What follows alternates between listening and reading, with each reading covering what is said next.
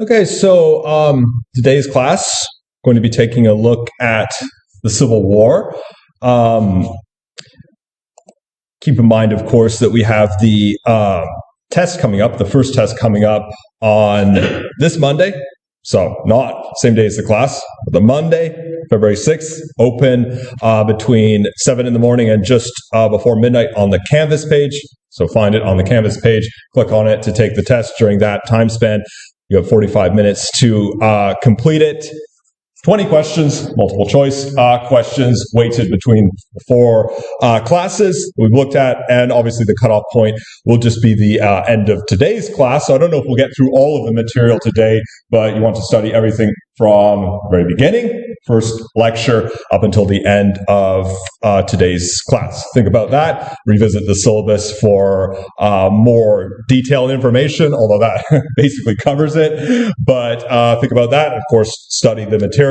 Lectures. The lectures are also available in the Panopto block, but also under the session headings. You can find them there as well. I hope to upload this one under the session heading as well in time, but they're always going to be in the Panopto block too.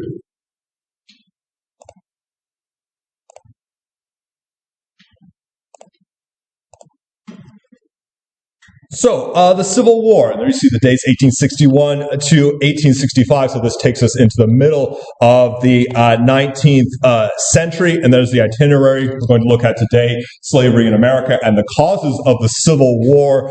This is a little bit redundant in a way, because if one were to say what was the cause of the Civil War, the answer could just be slavery, but that we would have to say is the principal cause, but a whole slew of other factors are involved as well, some of which we'll take into account today.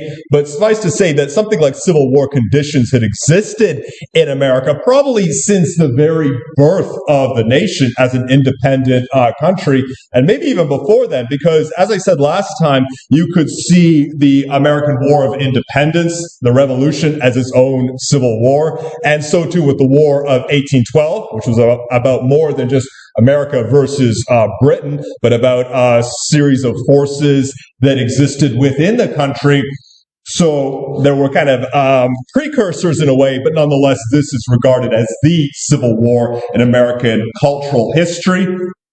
We're spending an entire class, but we could spend an entire semester really talking about these issues, because I think few events in the history of any country have come to define a nation in the same way that the Civil War defines the United States. Hence the kind of obsessive return to it up to this day, and the endless debates and dialogues about its legacy and what exactly it meant. Debates I don't think are going to be settled anytime soon, and the legacy of the Civil War, the presence, for instance, of statues to Confederate soldiers or the Confederate battle flag. That was a kind of cross-section of issues in America. You see the resonance and the presence of the event today in contemporary America over 150 years after the fact.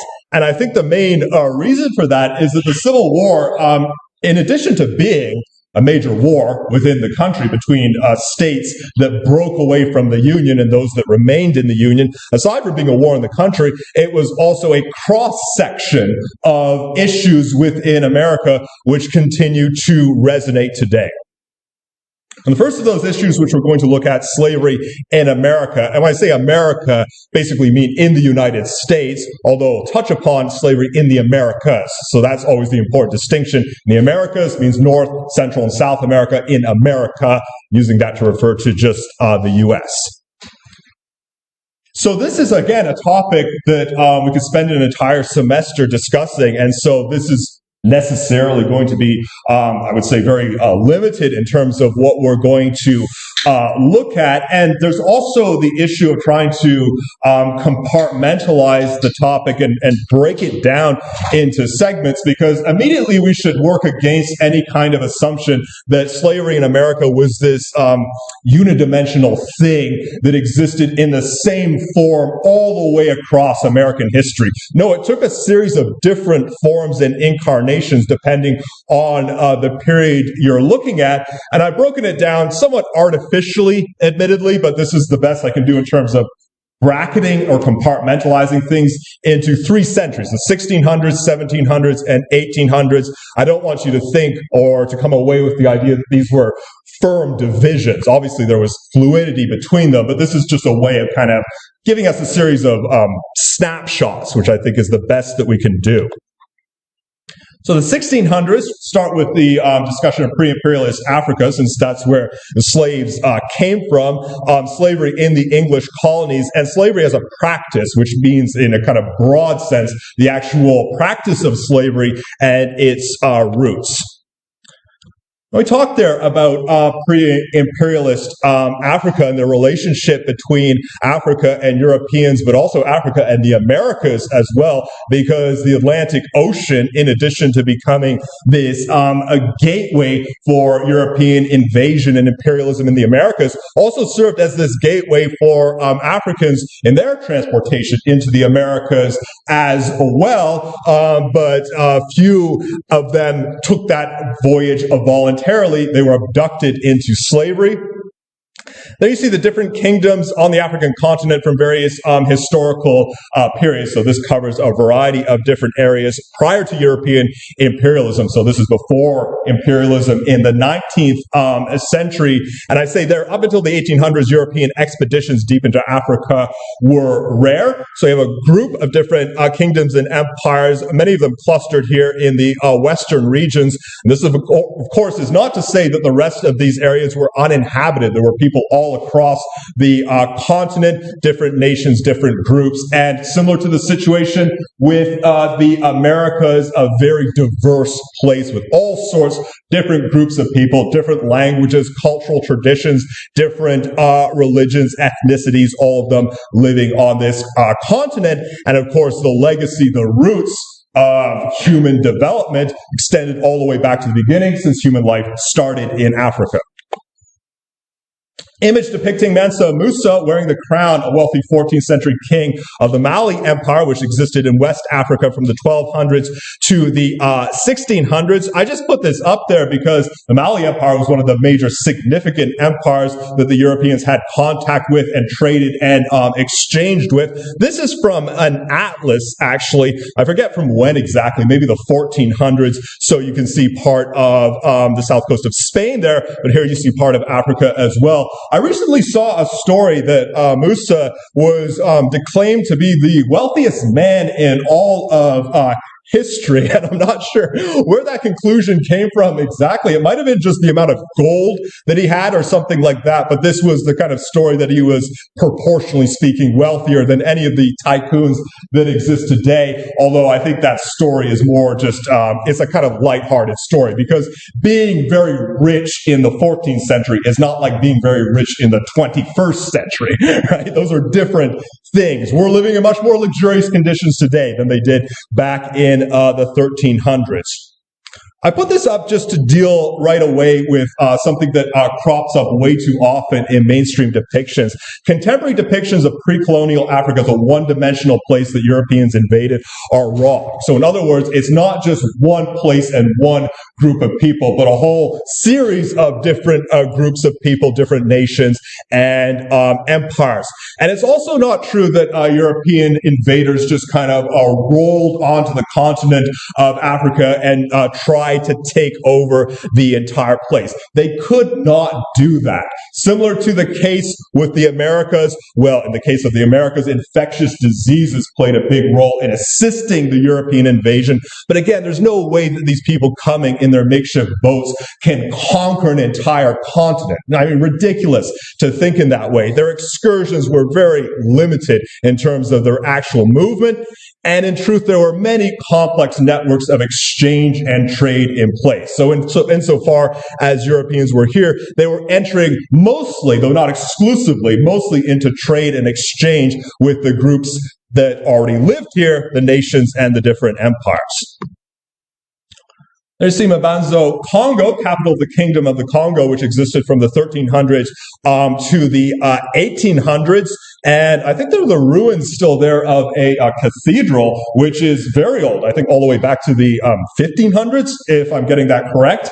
And Europeans first sighted this place in the late 1400s. That would be the Portuguese who sighted it. And I think it was in the year 1491, which is one of those interesting crossovers in history because that was right before Columbus's voyages to the Americas.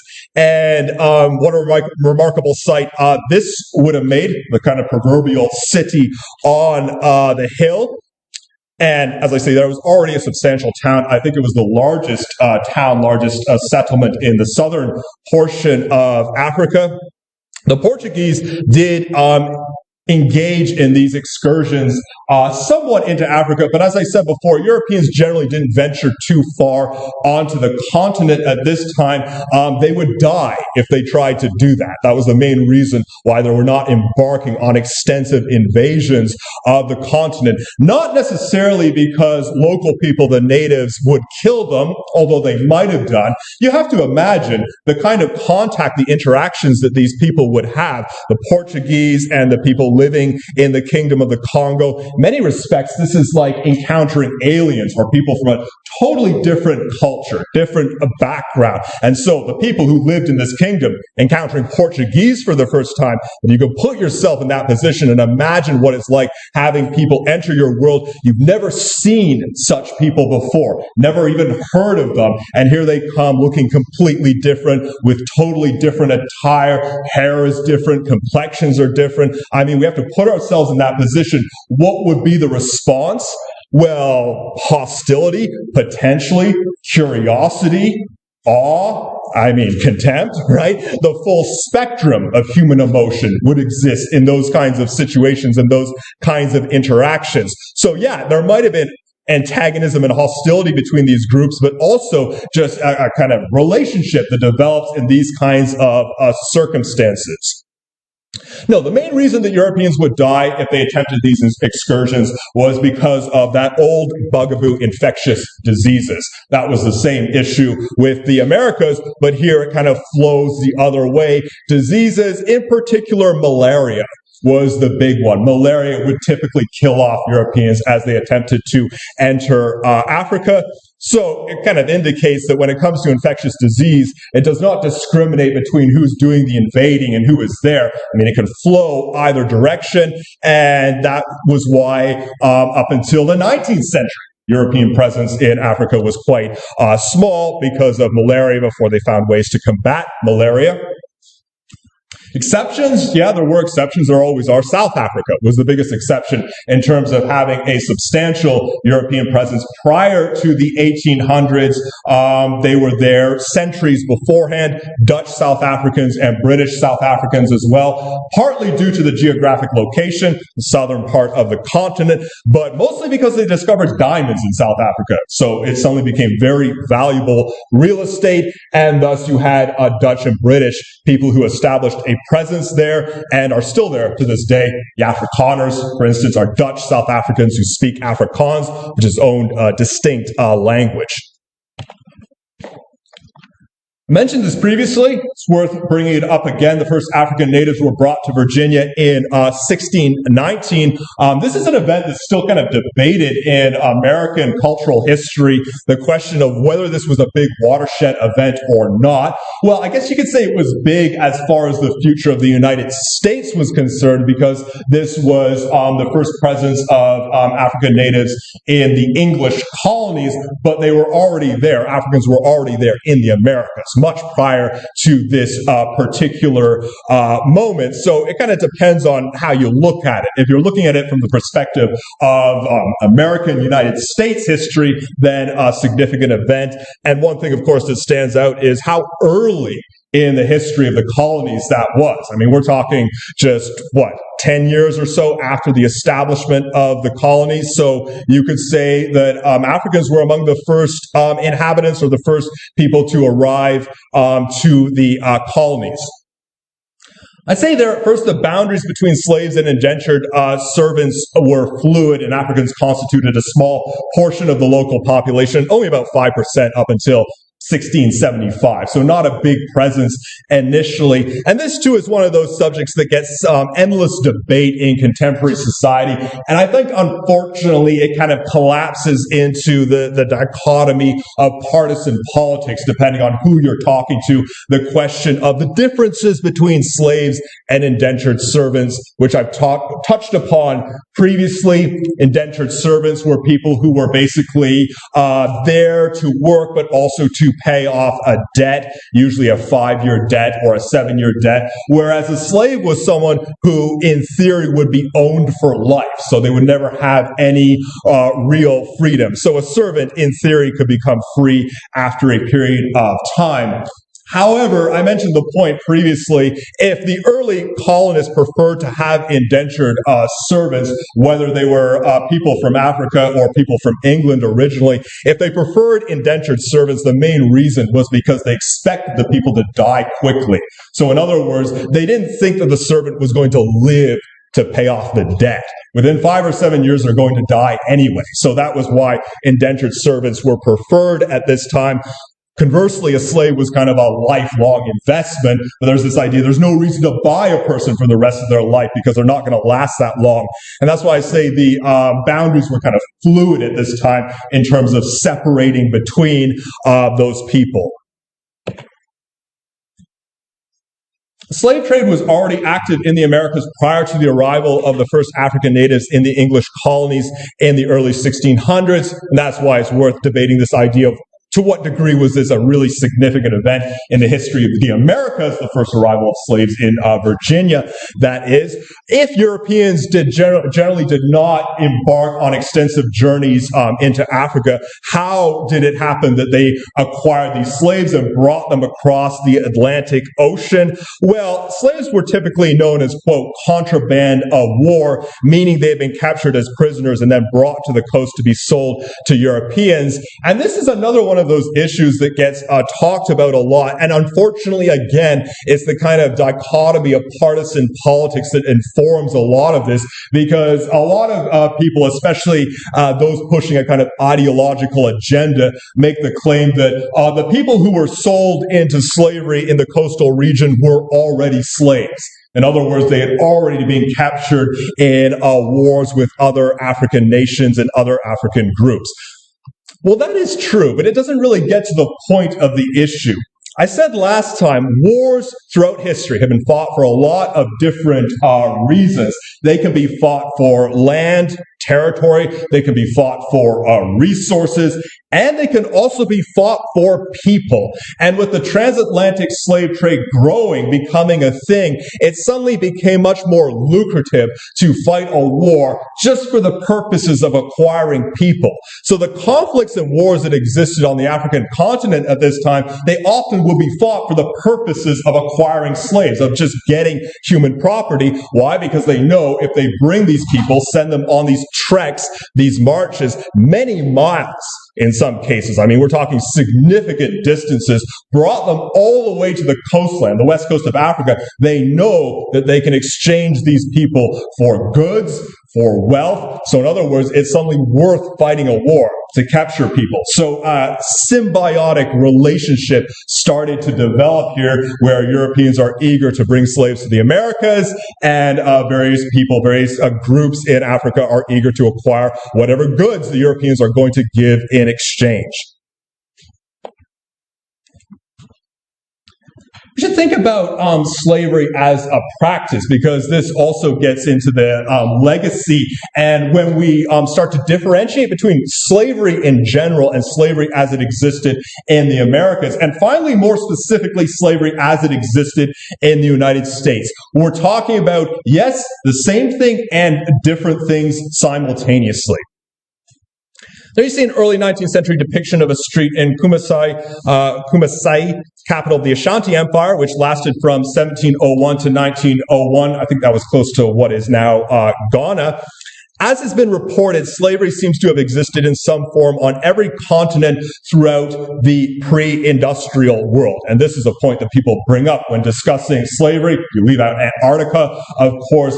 Slavery, the practice of owning people, the practice of treating people as pieces of property, a practice that has been entrenched in human history and was ubiquitous across the pre-industrial world.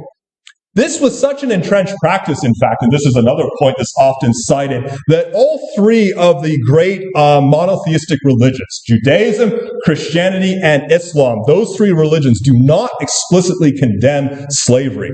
They do not speak out explicitly against it. They talk about managing the practice, but they don't actually condemn it just on its own terms. Why not? Because they accept it as being part of the world that people live in.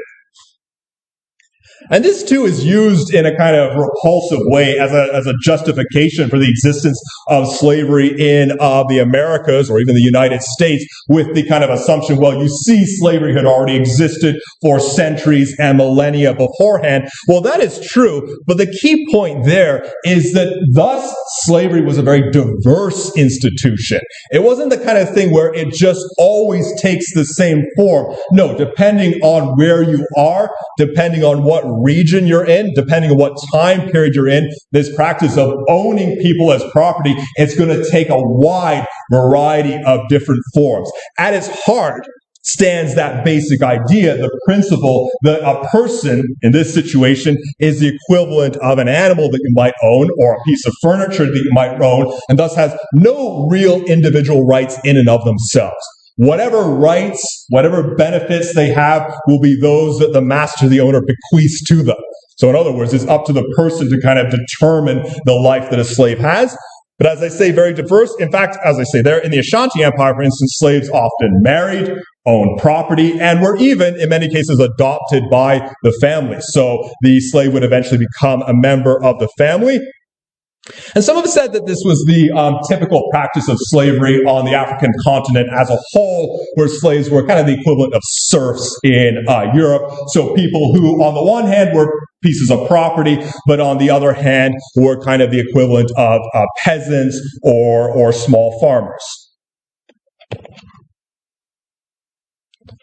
So that's the 1600s, just giving, as I say, a kind of a limited picture, a snippet of the institution as it existed and as it comes to the United States. Say there's slavery as an institution and the logic of capitalism, the color line, and the movement toward abolition. So here we're transitioning into the next century, the 1700s.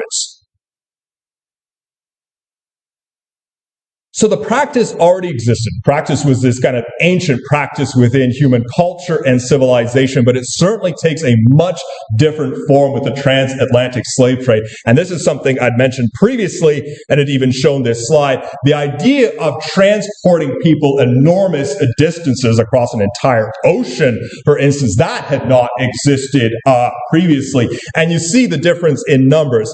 Up until about the year 1700, even before then, there wasn't really a large African slave presence in the United States, but that changed after 1700. After that, some 1.5 million slaves were brought to English America. So a huge influx of people, obviously changing the demographics of the nation and altering its history. And this wasn't even the majority of the people. You can see the slaves going to other places in South America and most famously or infamously the West Indies as well. By the year 1800, between 10 and 15 million Africans had been transported to the Americas in the slave trade. In the United States, mostly in the southern states, not exclusively, but mostly. And that had less to do with cultural differences and more to do with the growth of particular crops, such as tobacco and sugar, among other things. Those are kind of tropical plantation crops. The climate in the South was conducive to growing those crops, less so in the North. So that was essentially the reason why slavery flourished in the southern states. But it was legal, across America at this stage, legal, for instance, in New England, even if there were not a lot of slaves there, and it seemed to be, for the most part, an accepted practice, at least in the early part of the 18th century. Even religious groups rarely spoke out against it explicitly, exception being the Quakers. That was one religious group that opposed slavery on principle, but most of the other Protestant denominations in America did not even take that stance.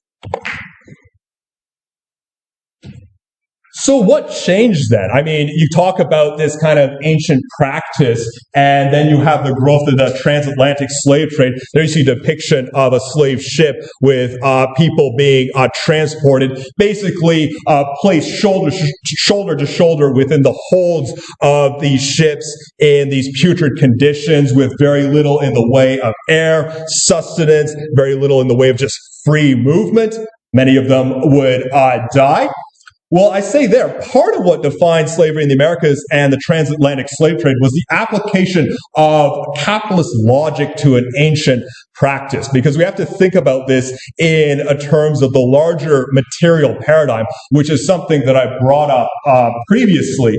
At this point, when we get into the early 18th century, I mean, even beforehand, but really at this point, we are in that kind of transitional phase where we're moving from feudalism to capitalism. Now, this is a slow, incremental process. It's been going on already for hundreds of years, and it's not as though the feudal social order was going to collapse overnight, but aspects that we would define as being capitalist or more in line with how we understand the current material paradigm, those were all percolating and developing and had been for a long time. Slavery is an ancient practice and fundamentally a kind of feudal practice, but capitalism took up the practice of slavery and kind of brought it into its own framework, its own paradigm. This, by the way, is not to say that capitalism is therefore intrinsically worse than feudalism. In fact, in many respects, capitalism is better. Rather, capitalism kind of exposed slavery for what it actually is. I mean, this is what a kind of new paradigm does. It takes a practice and gives a different take on it, gives a different interpretation of it, and thus exposes its underlying logic. Say there, the diversification of an established custom of owning someone as property. The idea of slavery, the logic of slavery, was that people, in many cases, and you could even say in the majority of cases, don't really have any intrinsic free rights. And that's why you could say slavery was a very kind of diverse custom. There are all sorts of different ways in which we can make distinctions, but this idea of being effectively the property of someone else, I mean, it was, when you get down to it, the state of a lot of people in the ancient world, the medieval world, and the Renaissance world as well. You consider, for instance, the king's subjects or the small peasants who lived on the estates of wealthy land-owning families, the families of dukes and barons, members of the aristocracy. Those people are not slaves per se. We should make that distinction. They're not actually slaves, but they don't really have any autonomy. They're kind of part of the land that someone else owns. The king's subjects, they kind of belong to the king in a sense. There isn't really that sense of having any individual human identity. With the application of a capitalist logic to slavery, you have this idea of diversifying the custom of owning property. Who can own slaves under capitalism? Well, anybody is the answer. Anybody who can pay for them. And that became more of the standard when you get into the 1600s and the 1700s. You don't have to be an aristocrat. You don't have to be someone who owns a big castle or something like that. No, you just have to be someone with money in order to purchase people for trade. And thus, you have this diversification of slave ownership, slave owners, slave traders, people in all sorts of different positions and walks of life kind of get into this practice of owning other people. The conversion of an individual into a product to be bought and sold. This also follows afterwards. Under capitalism, money is the great leveler, and whoever has access to wealth, whoever has access to money, can be in the position of basically a king. That's almost the kind of inner ideal of capitalism. But money is the leveler when it comes to things to be traded and exchanged. You can't really put any benevolent gloss on a slave relationship because it basically hinges on the idea that an individual, a person, is just like any other product, can be converted into a cash value. Their body, their ability to work, their ability to think, you can actually turn that into a monetary value. Say it's just worth this amount of gold. This individual. That too is the logic of capitalism. The idea that anything is for sale.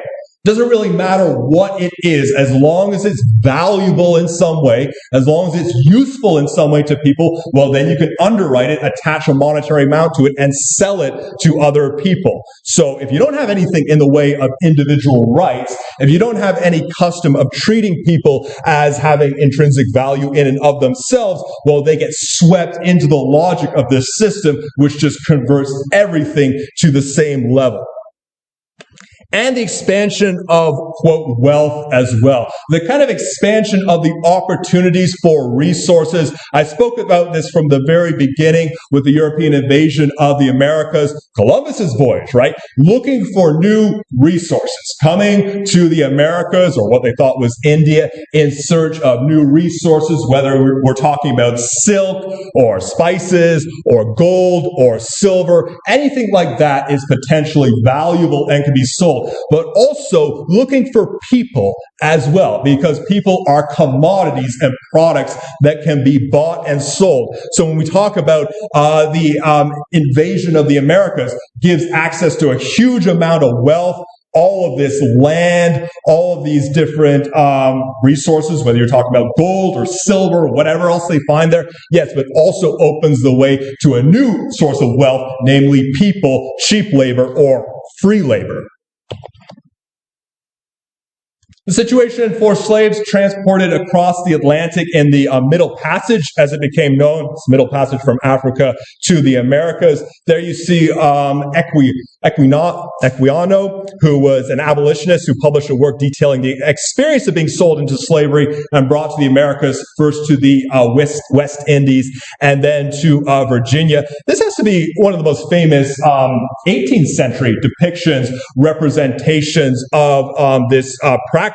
Now, it's not altogether clear whether the work he wrote was a completely autobiographical memoir or whether parts of it were developed after the fact by him, because there's some evidence that he was, in fact, born originally in the Americas. But nonetheless, his depiction, his representation does seem to be par for the course of what you might expect at the time. He describes the experience of being abducted into slavery, being taken to the West Coast, and there encountering Europeans for the first time, and that kind of mingling emotion of apprehension and wonder and awe and also fear, because there's this feeling of encountering these alien beings, as I said before, for the first time.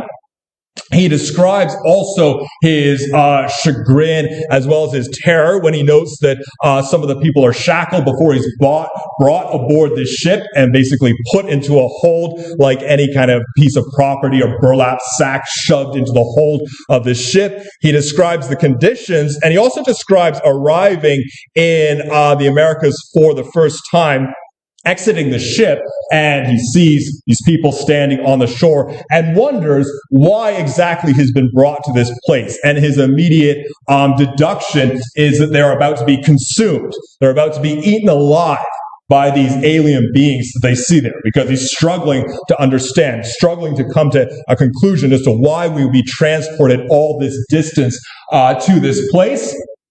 And then veteran slaves come forward and explain to him and to the rest of the people who have been captured and brought over here that they are not here to be eaten, they are here to be put to work. That's his description of this sequence of events, which As I said, he writes it as an autobiography. I think we can take it that way. There's different evidence, competing evidence as to whether that was his personal experience. What was life like for slaves? And here I'm speaking about both the Middle Passage and also America in the 1700s. So we're talking about the 18th century here.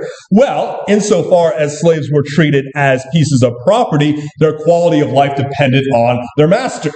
So in other words, it hinged on the people who owned them because they did not have any individual rights for themselves, anything in the way of personal autonomy or freedom. Their rights were not recognized in any legal sense because they were being treated as property instead of as people. So there would be a complete spectrum of treatment that would come from those who owned slaves.